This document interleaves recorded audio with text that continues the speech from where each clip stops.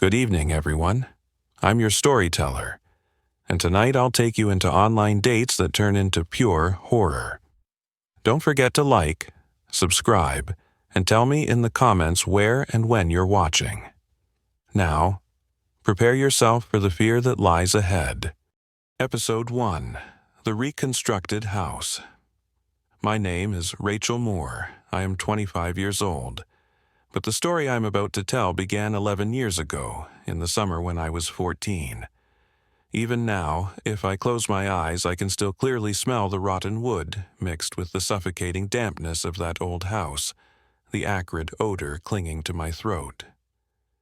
Back then, I lived with my father. He was an architect, and my older sister Emily, 2 years older than me. My mother had died when we were young from cancer, so the three of us simply leaned on each other. My father worked in New Jersey, but in 2014, he took on a major project, reconstructing an abandoned mansion into a hotel in a small town in Pennsylvania. He believed this would be the turning point of his career. We moved into a small house right next to the site. Just by stepping into the backyard and looking through the sparse oak trees, we could see the Hamilton Mansion, a name the locals whispered with caution. From the very first day, I hated that place. The grand house with its cracked facade, dark windows like empty eye sockets, and walls covered in withered ivy. When the night wind blew through, they scraped against each other with a rustling sound, like whispers of the dead. Emily was different. My sister was extroverted, easy to get along with. Within days, she had new friends at school, and even grinned widely when she saw the abandoned house. Don't you think it's beautiful in its own way, Rachel? A party there would be amazing. I shuddered and snapped softly. Are you crazy? That place looks like something waiting to swallow people alive. But Emily only smiled with a faintly mysterious look, then turned away. In the days that followed, my father was busy day and night. He led a team of workers inside the mansion, measuring, dismantling rotten walls. Emily and I went to a new school, about 20 minutes away by bike. There, my sister quickly became the center of attention. Blonde hair, bright smile, lively personality. I, on the other hand, sat quietly in a corner, taking notes, listening to people call me the shy new girl. Then, one day, sitting alone in the cafeteria, I overheard two girls talking. Emily said she's hosting a get-together at the Hamilton Mansion this weekend. Apparently her dad's on a business trip. Really? Oh my God, a party in a haunted house, how exciting. My heart clenched. I knew my sister was reckless, but I never imagined she would bring a bunch of friends there. That evening, I asked Emily. She just winked, whispering, "Shh, don't tell Dad. This is my chance to become popular. If you keep the secret, I'll give you a can of beer." I shook my head, but didn't protest further. Honestly, I didn't dare. But deep inside, I felt a freezing chill, as though I had ignored an important warning. The night before the party, our father arranged a 3-day business trip. He warned us, "Don't. Go out after 7. Don't let anyone in the house. Whatever happens, call me immediately." Those words still echo in my head, like a sentence passed down. The next evening, Emily dragged me to the mansion to prepare. When we stepped inside, the musty smell struck me, mingling with blotches of fresh paint on a few walls my father had just repaired. From the high ceiling, chunks of plaster dropped with dull thuds. I shuddered when my fingers brushed the stair railing. Icy cold, rough, like the skin of a long-dead corpse. Emily was nonchalant, turned on loud music and made me help dust the sofas. The vast living room slowly lit up under the dim yellow lamps we had set up. But I couldn't shake the feeling that someone was watching us from upstairs. I looked up. At the end of the second-floor corridor, a tattered curtain swayed, though the window was tightly shut. For a fleeting moment, I saw a dark figure standing there. My heart pounded in my chest. I turned away, not daring to tell Emily, afraid she would laugh. That night, I tossed and turned for hours before falling asleep. The sound of music and laughter from the mansion drifted over, mixed with the night wind whistling through the cracks in the door. Suddenly, a scream tore through the night. Ah! I recognized it instantly. It was Emily. I jumped up, running frantically to the abandoned house. As soon as I reached the door, I saw Emily's friends panicking as they carried her out. Her face was pale, eyes shut tight, body limp. One girl whispered, trembling, She just went upstairs, then screamed, then fainted. No one knows what happened. I touched Emily's hand. Icy cold. A wave of damp chill rushed into my lungs, suffocating me. In that moment, I swear I heard a whisper right by my ear. You shouldn't have left her there. Emily lay unconscious all night. The next morning, I woke to find her sitting on the bed, staring wide-eyed out the window toward the Hamilton mansion. The early sunlight shone on her pale face, making her look like a cold wax figure.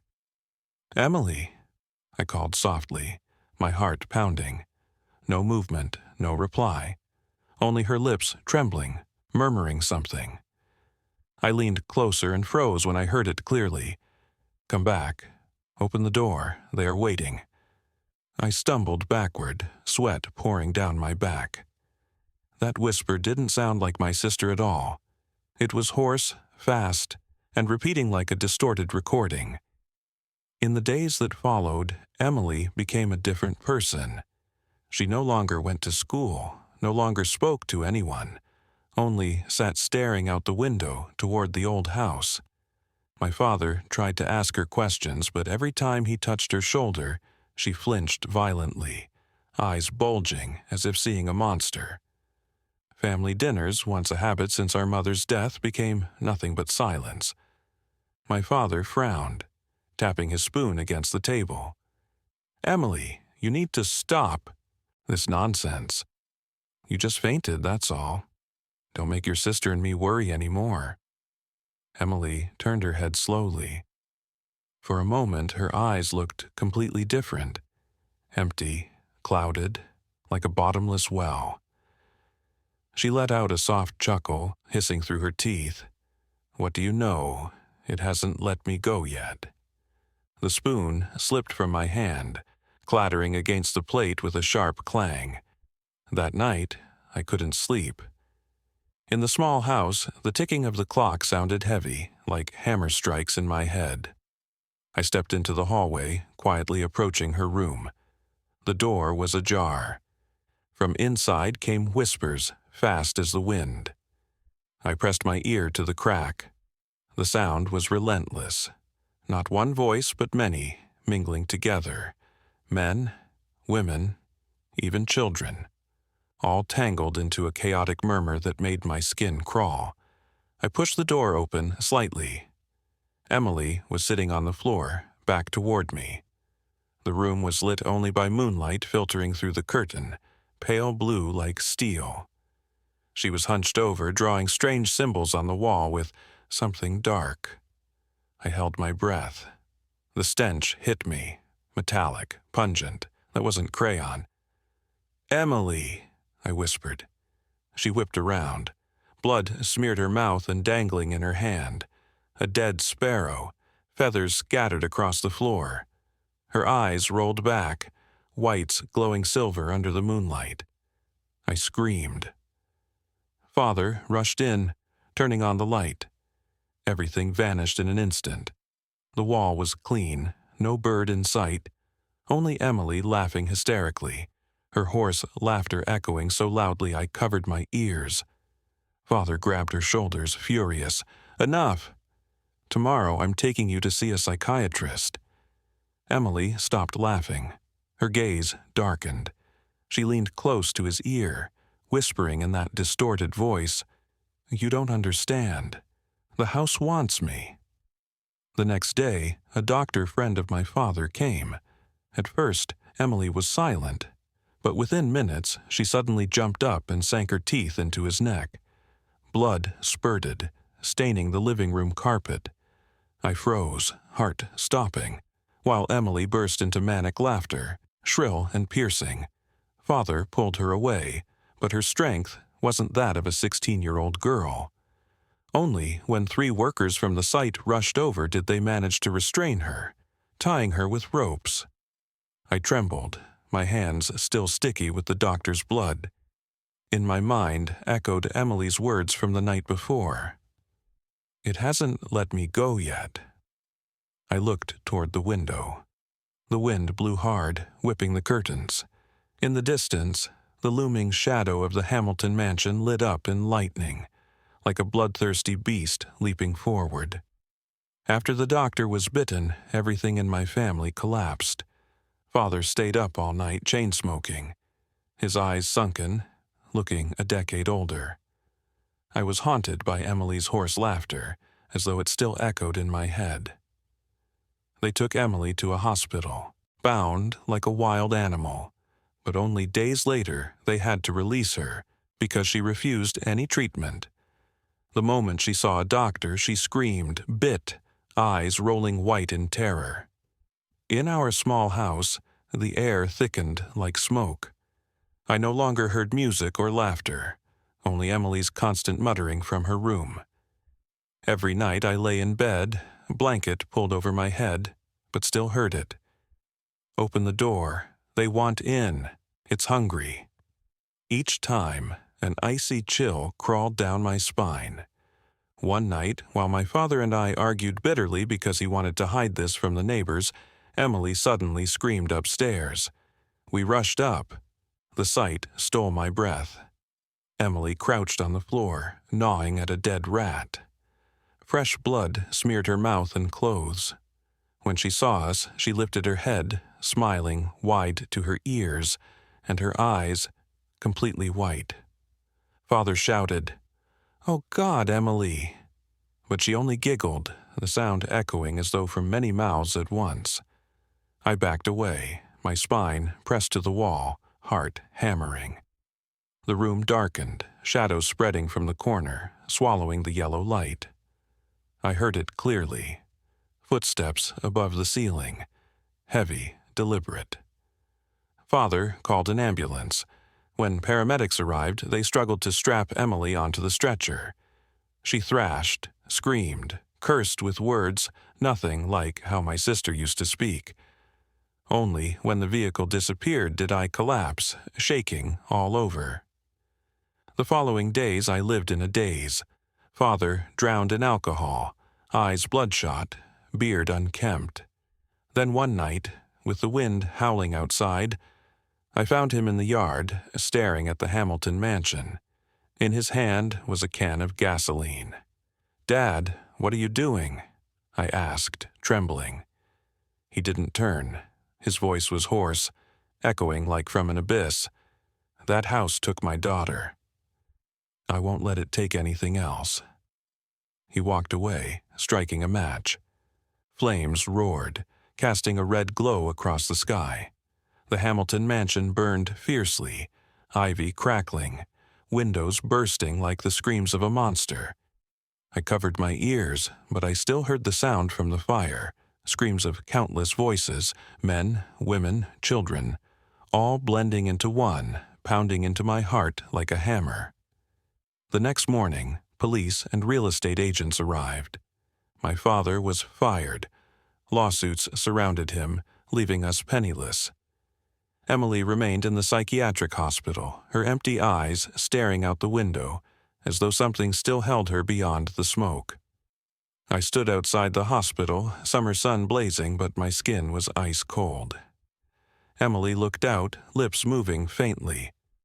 I read each word, as if she were speaking directly to me through the thick glass. "It hasn't gone anywhere. Rachel, it wants you too." My heart pounded. My throat tightened. In the distance, across the clear sky, I swear I saw the shadowy outline of the Hamilton mansion, lingering like a stain that could never be erased.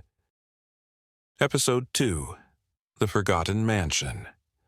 My name is Mason Clark, 17 years old, living in the suburbs of Pittsburgh. I was never the obedient type. My friends always called me a daredevil, someone curious to the point of stupidity. I once climbed onto the roof of an old factory to take pictures, snuck into a cemetery at midnight just to film a ghost prank, and did 100 other ridiculous things. But there was one trip that changed me forever. It was in the fall of last year, when red maple leaves carpeted the small road leading into the forest west of the city. I heard rumors that inside the woods stood an abandoned mansion that once belonged to a mafia boss from the 1920s.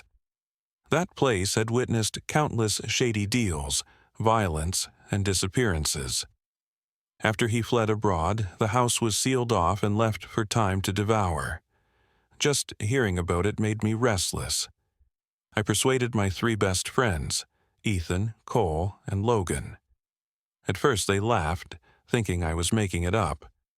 But after days of begging, I finally got them to come along.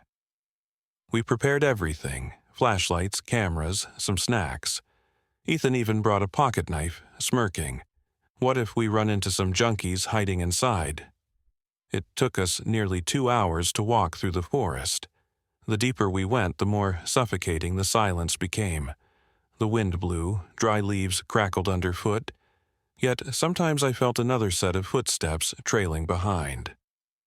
Each time I turned around, there was nothing but a shadowy thicket and fallen trees. At last, the mansion appeared. It was massive, its once grand facade now cracked and covered in moss. The windows were pitch black, some shattered, with jagged glass edges sharp like saw teeth. I took a deep breath. The stench of mold mixed with rusted metal hit my nose, nauseating. "Oh my God," Cole whispered. "It's beautiful, but creepy as hell." I forced a laugh, though my heartbeat quickened. We climbed through a broken window frame to get inside. The moment my foot touched the floor, a long, slow creak echoed, making us all freeze. Inside was pitch dark. Even with flashlights, the old furniture was swallowed in thick shadows. Rotted velvet curtains hung in tatters, swaying like arms whenever the wind slipped through cracks in the wall. We walked down the corridor. Underfoot, the old carpet felt mushy, each step releasing suffocating dust. I swept my flashlight around. There were still sofas draped in white sheets, dark wooden cabinets, and crooked portraits on the walls. One showed a family: a man in a suit, a woman in a long dress, and 2 children. Their faces were blurred, as though scratched away. Ethan snorted. "Definitely mafia vibes, even the paintings reek of guilt." I snapped a few photos, then led the group into the dining room. On the long table lay broken dishes, cracked glasses, and an empty vase. When I touched it, it was ice cold. Logan froze, staring into a corner. "Do you see that?" We swung our flashlights. The corner was empty, just a broken chair. But Logan trembled. "I swear, someone was standing there watching us." No one said a word. Only my pounding heart and the howling wind outside remained. We decided to head upstairs. The wooden staircase groaned under our weight, dust drifting down. The air grew noticeably colder, as though a door to ice had just been opened. Along the hallway, 6 closed doors stood silently, paint peeling. Suddenly, one door creaked open on its own. We froze. Ethan aimed his flashlight. Inside was only a tattered bed, and a thick, pooling darkness in the corner. Cole muttered, "Probably just a rat." But then, from that darkness came a faint sobbing. Childlike, soft, but chillingly clear. Ice shot down my spine. My grip on the flashlight tightened. A metallic stench seeped into the air, making me gag. "Let's get out of here," Logan whispered, eyes wide. "This place doesn't want us." I turned away, but couldn't resist one last glance. From beneath the bed, I swore I saw a small hand reach out, trembling, beckoning us closer. We froze outside the room. The child's sobbing echoed steadily, piercing our ears like needles. I bit my lip until it bled, forcing myself to breathe calmly. It can't be real," Cole stammered. "Maybe it's the wind, or a stray cat." No one believed him. Every hair on my body stood on end. The silence felt so heavy, I feared saying another word would make the darkness respond. Ethan cursed, shining his flashlight directly inside. The sobbing stopped instantly. Empty, silent. We exchanged glances, then backed away slowly. But as soon as we turned, slam! The door shut violently, echoing through the hallway. Logan went pale, clutching my shoulder.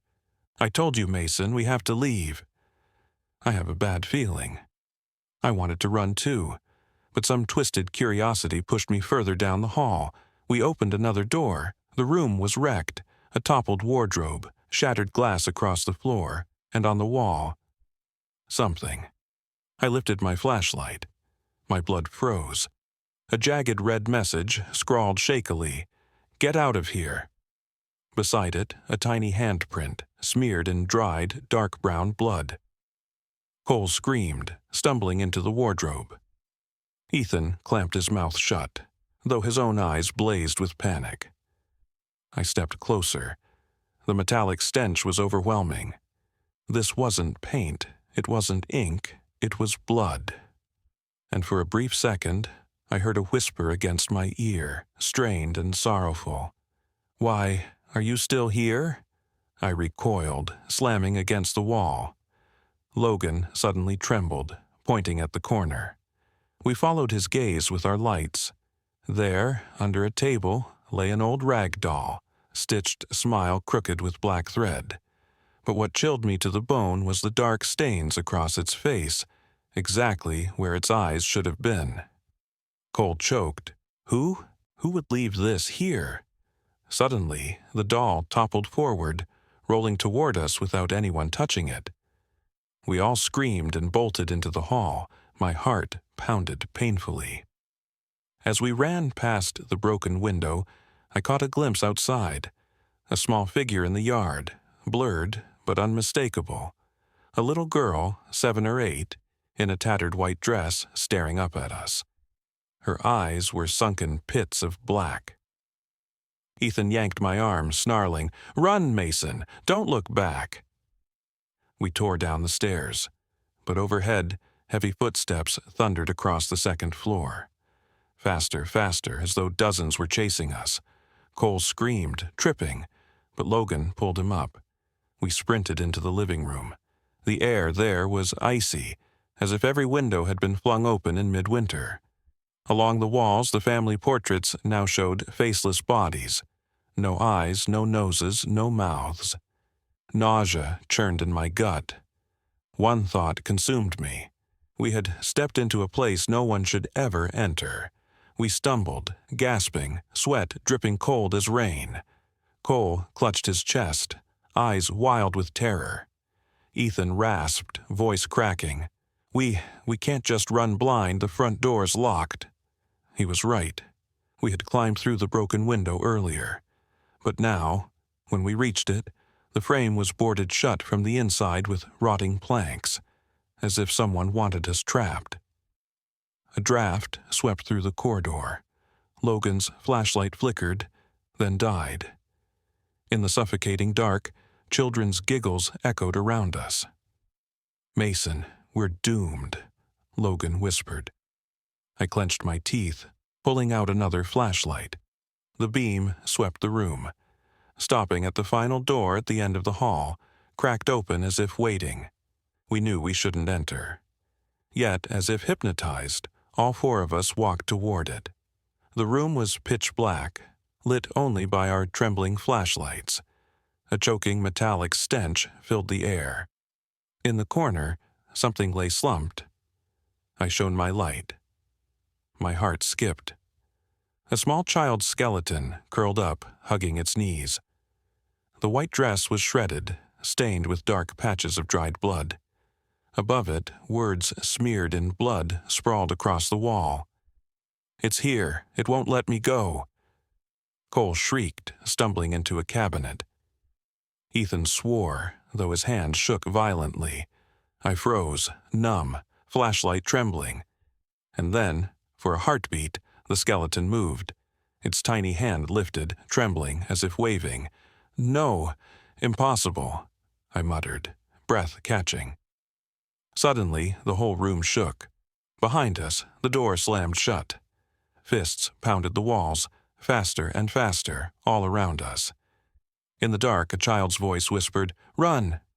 before he comes back. Then a deep, raspy male voice roared, filled with hatred. "No trespassing in my house!" A violent force hurled us against the door. It burst open, throwing us into the hallway. Flashlights shattered, sparks flared, then darkness. I scrambled up, screaming, "Run! Outside now!" We bolted downstairs, crashing into each other. The broken window was suddenly wide open again, unblocked. Without thinking, we leapt through one by one. The cold night air hit me like salvation. We fled into the woods, panting, too terrified to look back. That night we called the police. They searched the house and found exactly what we had seen: the remains of a little girl in the final room. After examination, she was identified as Amelia Rivera, a girl missing for 30 years, the daughter of a local merchant. Evidence showed she had been imprisoned and tortured before death. Records confirmed the mansion once belonged to a notorious mafia boss. Amelia was believed to be one of his hostages. Before he could be prosecuted, he vanished overseas. The decades-old case was finally solved. The townspeople sighed in relief. Amelia's family could at last give her a proper burial. But for me, nothing ended. Because that night, after the police removed the remains, I saw something. On the wall of my own bedroom, scrawled in shaky red letters, "Mason, don't go back. I'm still hungry." Episode 3. The House on the Hill. My name is Daniel Price, 15 years old at the time this story happened. That summer, my family and I visited my aunt's farm on the outskirts of Ohio. Cornfields stretched endlessly, and in the distance were hills covered with old oak trees. I brought along my childhood best friend, Ryan. We were the kind of friends who only needed a glance to know what the other was thinking, and of course, we both loved adventure. On the very first night, while we were having dinner, my uncle told an old story. He lowered his voice, eyes flicking toward the pitch-black window. On the top of the northern hill, there's a house that's been abandoned for 40 years. People say it's haunted. A family once died there in tragedy. My aunt shot him a glance, scolding gently. "Stop it, the kids don't need to hear things like that." But for Ryan and me, every word was like honey poured into our ears. Instantly, we exchanged a look, eyes gleaming, the look of two boys who had just found a new mischief. The next morning, the sun was scorching. We packed our backpacks with a few random things: flashlights, a small knife, snacks. We told my aunt we were going biking, then rode straight toward the foot of the northern hill. The hill was steep, grass grew thick, and our tires slipped on damp soil. We had to ditch the bikes and climb on foot. Sweat streamed down our faces, but every time the wind blew past, I shivered. The air carried a musty scent of rotten wood and damp earth, strange and unlike the ordinary fields. When we neared the top, we stopped to catch our breath. And then the house appeared. A small one-story cottage. Even from a distance, we could see its windows boarded shut with crisscrossed planks. The roof sagged, walls covered in moss, the doorframe warped. In broad daylight, it still seemed to swallow the sunlight, unnaturally dark. Ryan sneered, wiping sweat from his forehead. Doesn't look that bad. Well, dare to go in? I swallowed hard. My throat was dry, but curiosity made me nod. We threw rocks at a window, knocking loose a board, shards of glass crashing down. A musty stench immediately poured out, chokingly pungent. We slipped inside. It was darker than I expected. Dust, thick as fog, floated in thin beams of sunlight. The furniture was still intact. Wooden cupboards, tables, chairs, even a family portrait on the shelf. I wiped the dust off the frame. A family of 4, an old couple, a boy, and a girl in a pale blue dress. But something was strange. The 3 stood together, smiling brightly, while the girl was set apart, slightly behind. Her eyes in the photo seemed to be staring straight at me. Weird. Why does this feel so creepy? I muttered. Ryan glanced, then burst out laughing. He pulled the photo from the frame. Cheap old junk. The girl's face is creepy as hell. Before I could stop him, Ryan tore the photo in half. Immediately, a faint singing began outside. A girl's voice, delicate, repeating a simple tune. The sound slipped through the cracks, echoing like a howling wind. We froze. Ryan swallowed, looking at me. Did you hear that? I nodded, heart pounding. We crept to the window. I peeked outside, and my blood froze. A girl stood halfway down the slope, wearing a faded blue dress, long dark hair hiding half her face. She tilted her head upward, revealing sunken dark eyes, her lips humming softly. It was the girl from the photo, but still young, untouched, as if she had just stepped out of 1970. I stumbled backward, crashing onto the floor.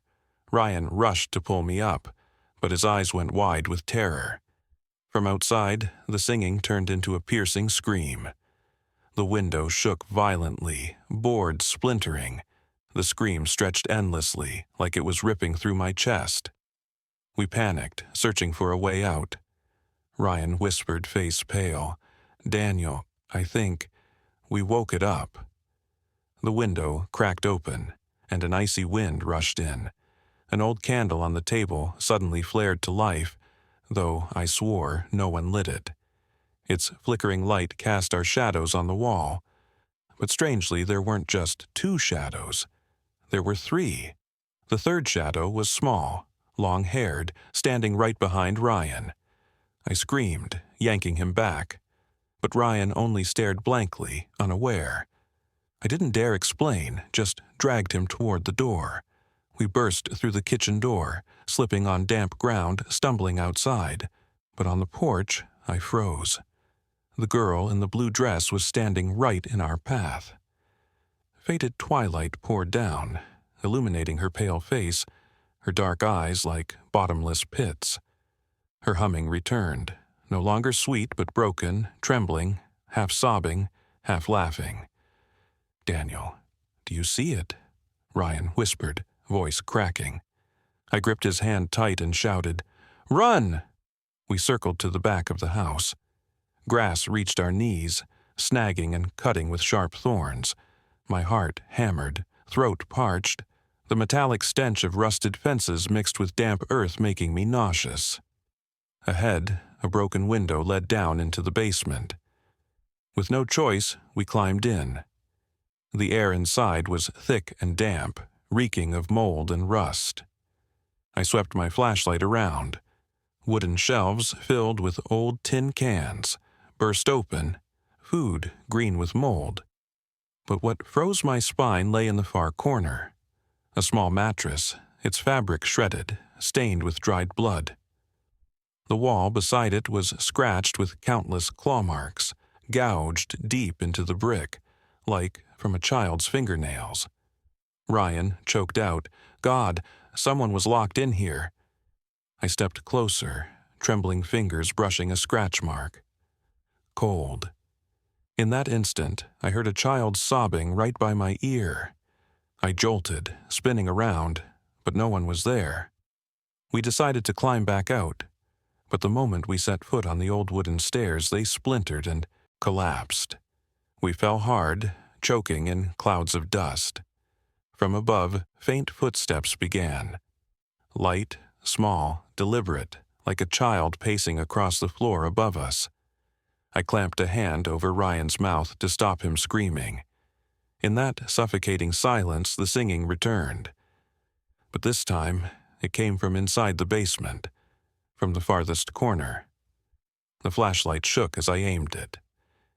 In the darkness, a small figure sat curled up, hair covering her face.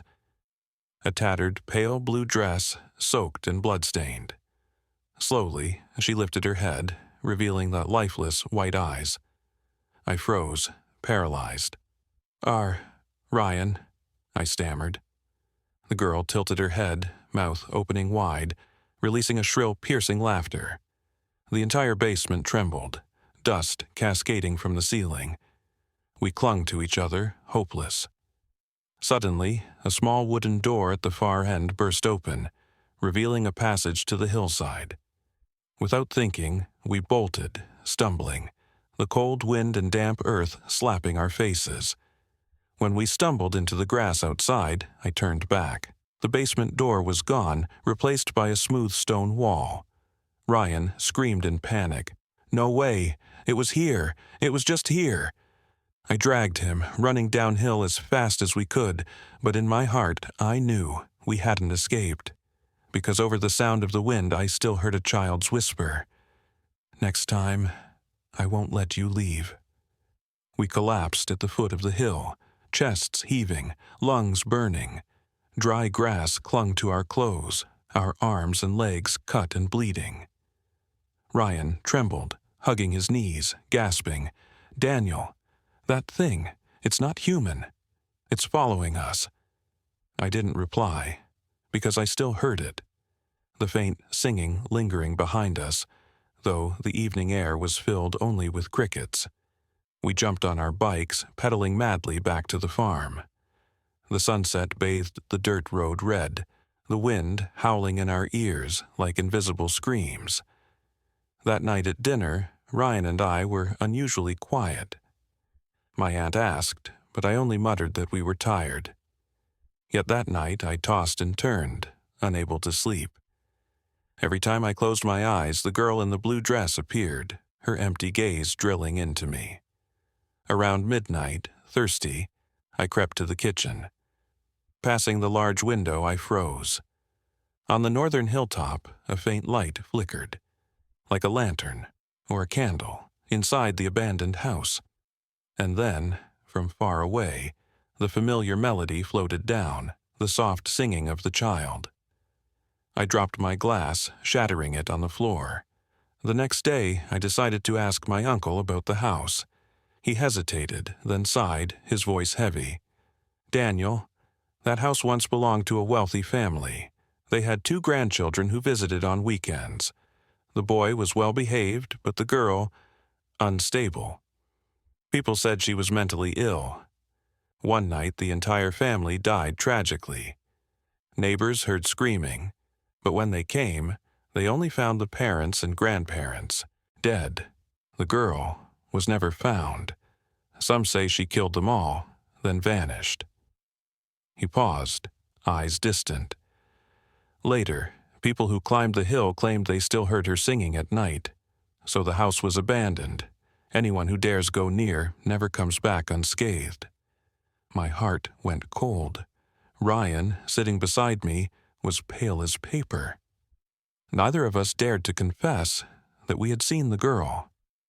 The days after, we stayed far from the hill, but the haunting never let go. Ryan began to change. He grew quiet, thin, his eyes dark from sleepless nights. More than once, I caught him standing motionless in the yard, staring at the hilltop, lips moving as if whispering to someone. One night, I heard noises from Ryan's room. Peeking in, I saw him sitting before the mirror, murmuring softly, "Yes, I'll come. Wait for me." In the reflection behind him, a small figure in a blue dress stood, smiling. I screamed, rushing in, flicking on the light. Everything vanished. Ryan collapsed, clutching his knees, sobbing. We left the farm a few days later, but that memory has never left me. Back in the city, I dreamed the same dream every night. I climbed the hill, entered the dark house, and the girl in the blue dress sat waiting on the torn bed, whispering my name. Each time I woke, the faint melody still rang in my ears. Even now, years later, I still wonder, did we truly see a ghost that day, or was it just a shared hallucination? But deep inside, I know the truth. Because whenever I look in the mirror, in the reflection behind me, I still glimpse a girl in a blue dress, tilting her head, smiling faintly. Episode 4. The Abandoned School. My name is Chloe Miller, 16 years old, living in a small town in Pennsylvania.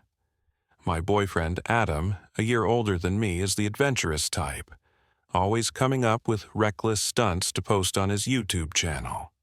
One late autumn afternoon, Adam eagerly pulled me to the rusty iron gate of an abandoned Catholic school. The gate was warped, the sign faded. Behind it were cracked brick walls and shattered windows. Moss stained the walls, vines wrapped around them, as if time itself had swallowed the place. "Hey, this is going to be my million-view clip," Adam said, voice brimming with excitement. "We'll skateboard in the old schoolyard, shoot a few spooky scenes, easy." I peeked through the gate, shivering. Everything was pitch black, so silent I could hear the dry leaves crunching underfoot. The breeze carried the musty smell of rotting paper and damp plaster, the kind of smell I hated. "Adam, I'm not so sure. They said there was a fire here," I whispered. Adam laughed, squeezing my hand, his palm so much warmer than my cold fingers. "Just rumors. Come on, Chloe." We climbed over the iron gate, landing on cracked concrete. The old basketball court stretched ahead, its white lines nearly gone, the hoop dangling, its net torn to shreds. Adam dropped his board, sliding a few moves. The wheels rattled against the concrete, echoing strangely, as if bouncing back from many directions. I sat on the cold stone steps, glancing around. The space felt too wide, yet far too still. In the wind, I thought I heard faint bells ringing, distant, lingering, then gone. "Adam, did you hear that?" I jumped up. He was still filming, laughing into the camera. "Hear what? Just the wind." But I knew I wasn't mistaken. That bell. It sounded exactly like the church bells I used to hear when my mom took me to Mass. We decided to go inside the building. The front door was locked tight, so Adam led me to the back. There, a rotting wooden door was nearly off its hinges.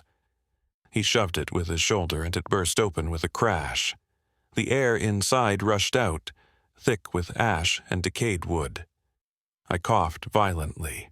The hallway was pitch dark, walls scarred with burns, the ceiling blackened with soot. Sunlight streamed through shattered windows, catching the dust that floated like fog. On the walls, saintly portraits hung crooked, faces blurred, some burned down to charred wooden frames.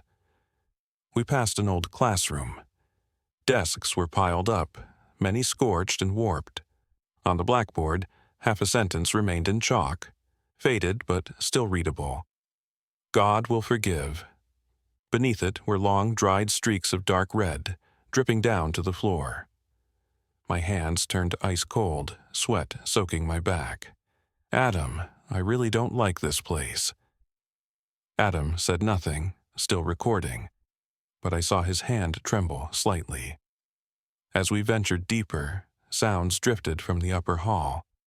A faint clatter, like tiny footsteps running past. I held my breath, straining to listen. The footsteps stopped. Instead, a child's voice began to sing, softly, a broken hymn. Sweet yet fragmented, choking as though smothered in smoke. Adam turned to me, his face pale. "Chloe, this place isn't completely abandoned." I whispered, heart pounding. "No, it's not a person." The child's hymn echoed from above, raising goosebumps all over me. Adam raised his camera, swallowing hard. If someone's messing with us, I'll capture everything."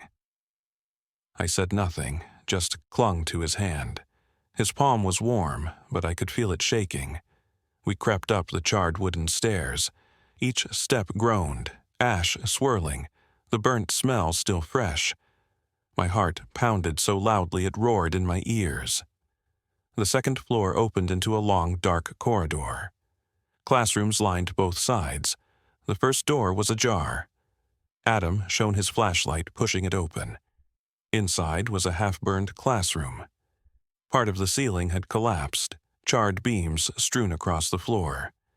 Desks tilted, melted by fire. The blackboard still held the faint remains of a sentence. "Pray for our souls." I staggered back, breath tight. On the floor, in the middle of the classroom, sat a row of intact school chairs, and on them, covered in ash, were scorched handprints, tiny hands pressed into the wood. Adam's camera swept across the room, his voice quivering. This is proof. Someone died here." Suddenly, wind howled through the broken window. Burned scraps of paper swirled in circles. An old Bible dropped to the floor with a thud, flopping open in the middle of the room. Its pages were singed, but scrawled in red chalk across the print were the words, "We were abandoned." At that moment, the child's voice rose again.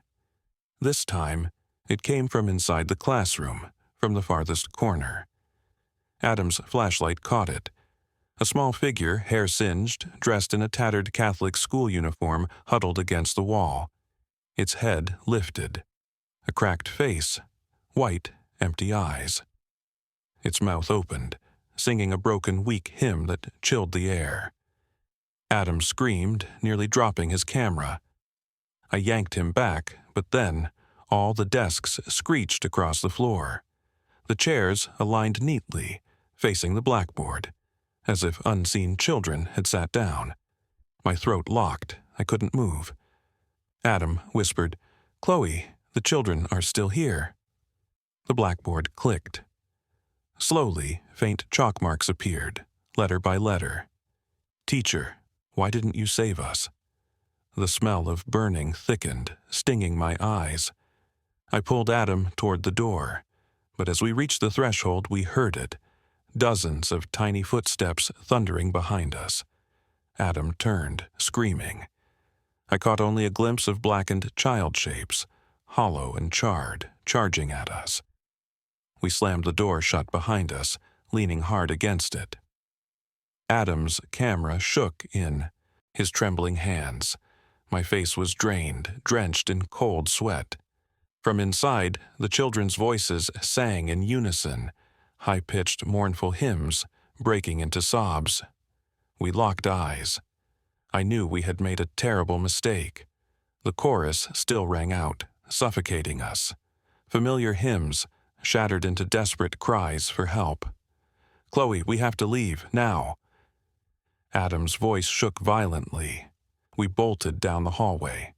Burned saint portraits swayed on the walls, their eyes seeming to follow me. Suddenly, a door slammed open with a bang beside us. In that split second of flashlight, I saw him. A figure in a priest's black robe, face twisted, standing motionless in the empty classroom. Adam dragged me forward, but the hallway stretched on endlessly, windows sealed shut, no way out. At last, we reached a pair of large double doors, scorched but still standing. A blackened cross carved across them. Adam shoved them open. A vast auditorium unfolded. Charred walls, thick smoke, rows of benches lined up neatly. But on each bench were blackened silhouettes, burn marks in the shape of bodies that once sat there when the flames devoured them. At the altar, a massive wooden cross leaned, broken in half. From it hung a half-burned Bible, cover scorched brown, and before the altar sat rows of children, backs turned to us. Hair burned, skin cracked, uniforms in tatters. Motionless, yet whispering prayers that grew faint, suffocated. Adam froze. His camera clattered to the ground. I clutched his hand, frozen solid.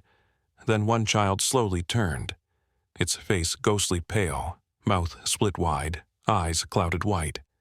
It whispered, "Teacher, why did you leave us behind?" All at once the children turned. Their voices overlapped, echoing through the hall. "Why did you leave us? Why didn't you save us?" We prayed, but God never came. The voices surged, hundreds of souls accusing us. I choked, clinging to Adam. Suddenly, flames erupted.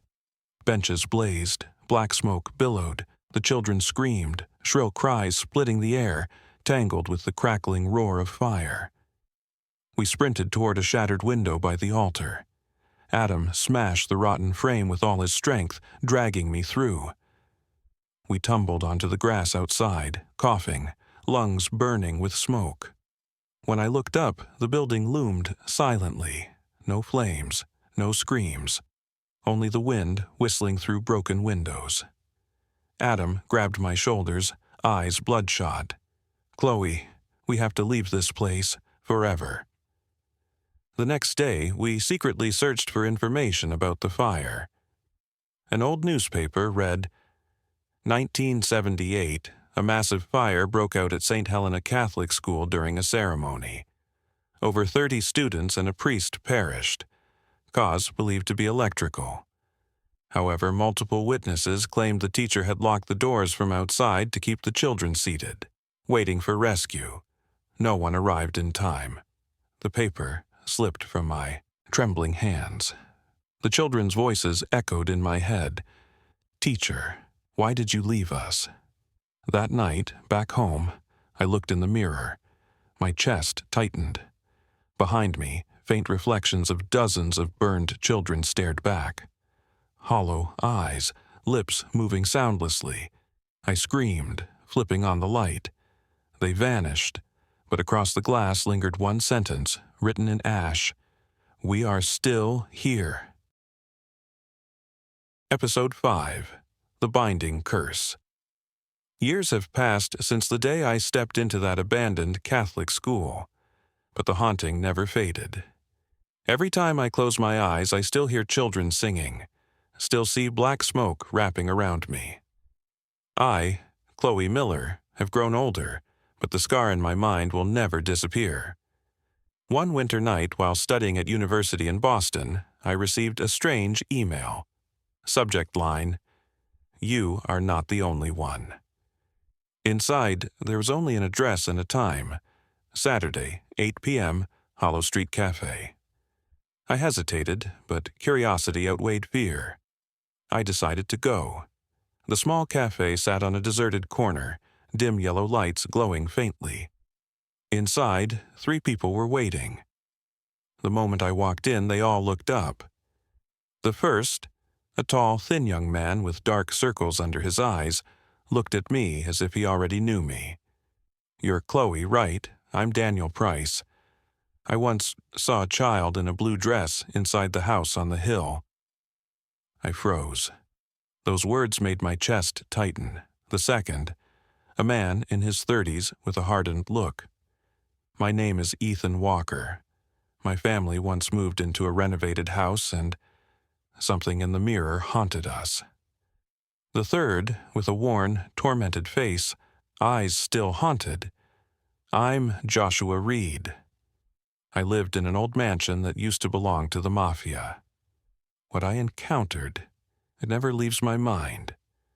I trembled as I sat down. My hands were icy cold, my throat tight. All of them, they had gone through the same kind of horrors as me, lost souls, refusing to let go. Daniel pulled a stack of old documents, yellowed newspapers, and handwritten notes from his backpack. He spread them across the table. "I've been researching for years, and I discovered this. All the haunted places we've encountered share one thing in common. We all leaned closer. Daniel lowered his voice, whispering, "They all lie on the same straight line, stretching across several states, and if you connect them, they lead to one place." He pointed at the map, at the center circled in red. Gray Hill. The air went still. I could hear my heartbeat mingling with the faint clink of spoon against glass. Adam, my old boyfriend, was no longer with me, but the terrifying memories never left. And now, I realized they weren't just mine. Joshua's voice was low, sharp. Someone has bound their souls together. The children, the dead, the lost ones, they've all been trapped along this line. Someone created a curse. Ethan looked around, whispering, "If that's true, then Gray Hill is where it all began." We sat in silence. Outside the window, snow drifted down, the yellow glow of street lamps faint and sickly. In the wind, I thought I heard it again, that familiar sound. Children's voices singing, faint, far away. My chest went cold. I knew this journey would be more horrifying than anything I had endured before. We drove for 7 hours, leaving Boston behind for Gray Hill, a forgotten town, its name nearly erased from maps. Snow blanketed the road, flanked by rows of lifeless trees, their broken branches rattling in the wind. No one spoke, only the crunch of tires on ice and the pounding of my heart. Daniel drove, his eyes hollow, fixed ahead. Ethan sat in silence, gripping a thick notebook. Joshua smoked non-stop, the car filling with choking white haze. I sat in the back, clutching my bag, my heart weighed down like stone. By 4 p.m. we arrived. Gray Hill no longer resembled a town but a graveyard. Houses sagged, windows shattered, signs rusted.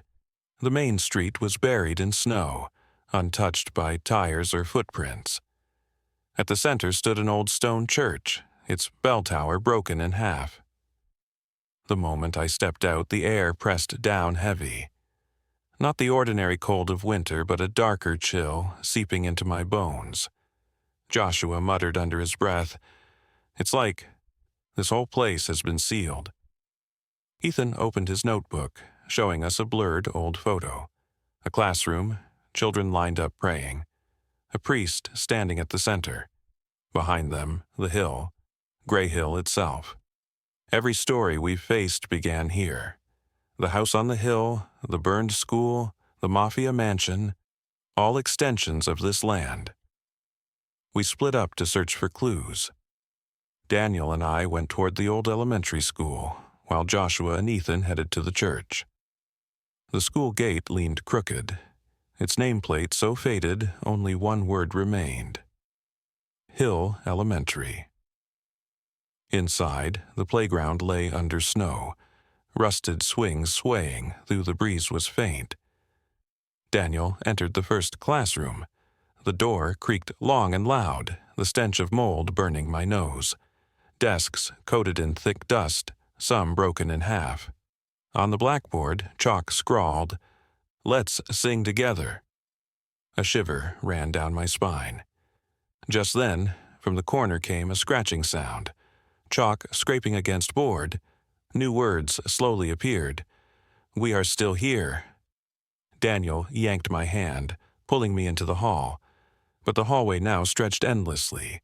Classroom doors flung open, and inside sat motionless children, heads lolling, eyes blank and white. Meanwhile, in the church, Joshua and Ethan entered the nave. Dim light seeped through broken windows, dust swirling like smoke. Ethan swept his flashlight. Wooden pews stood in rows, their surfaces burned into human-shaped silhouettes.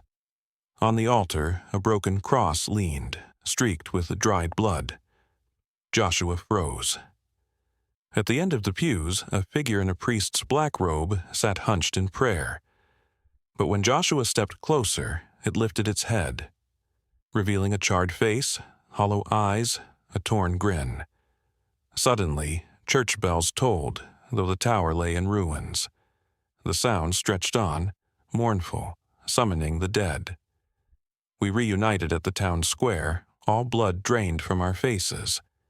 Ethan panted, his voice trembling. "We've reached the core. In Grey Hill, death never leaves.